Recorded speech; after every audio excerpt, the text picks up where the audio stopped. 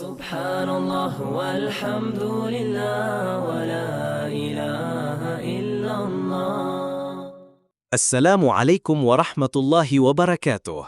Welcome to our reflection on Hadith 3 by Sahih Al-Bukhari, Book 1, Revelation. This hadith is one of the most important in Islamic history. It describes the very beginning of prophethood and the first revelation in the Cave of Hira. It is narrated by Aisha, the mother of the faithful believers. The commencement of the divine inspiration to Allah's Messenger sallallahu alaihi wasallam was in the form of good dreams, which came true like bright daylight, and then the love of seclusion was bestowed upon him.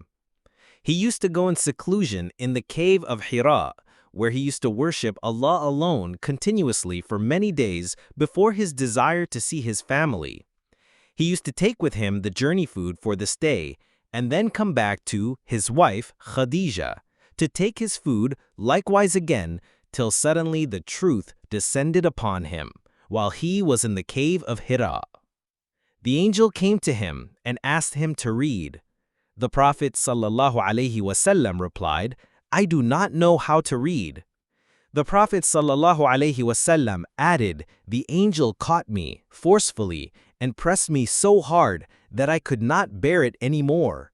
He then released me and again asked me to read, and I replied, 'I do not know how to read.' Thereupon he caught me again and pressed me a second time till I could not bear it any more. He then released me and again asked me to read. But again I replied, 'I do not know how to read, or what shall I read?'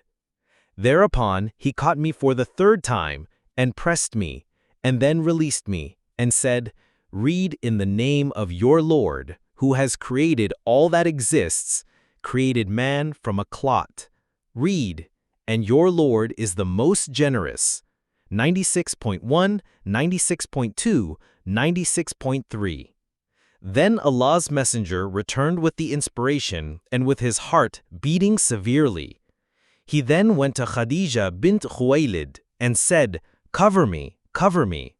They covered him till his fear was over, and after that he told her everything that had happened and said, 'I fear that something may happen to me.' Khadija replied, 'Never, by Allah. Allah will never disgrace you. You keep good relations with your kith and kin, help the poor and the destitute, serve your guests generously, and assist the deserving calamity-afflicted ones.' Khadija then accompanied him to her cousin, Waraqa bin Nawfal bin Asad bin Abd al-Uzza, who during the pre-Islamic period became a Christian and used to write the writing with Hebrew letters. He would write from the Gospel in Hebrew as much as Allah wished him to write. He was an old man and had lost his eyesight.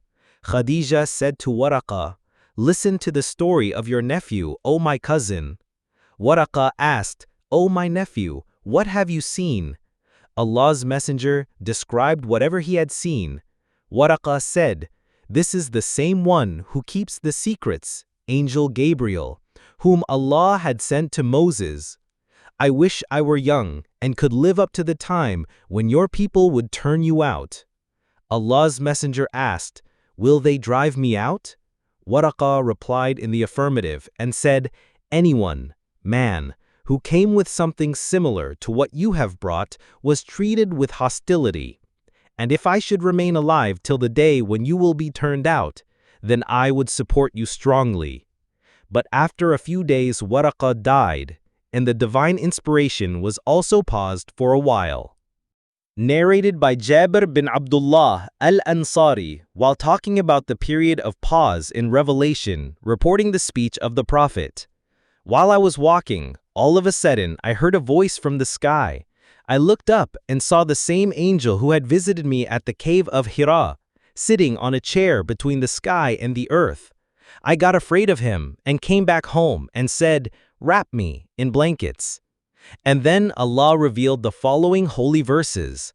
'O you, that is Muhammad, wrapped up in garments, arise and warn the people against Allah's punishment, up to and desert the idols.' 74.1 to 5. After this, the revelation started coming strongly, frequently, and regularly. Explanation. This hadith shows us the spiritual preparation for prophethood.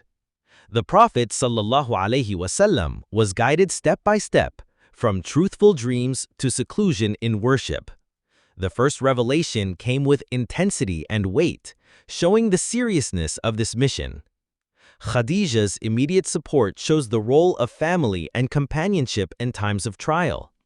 Waraqa's recognition connected Islam with the earlier revelations given to Moses and the prophets.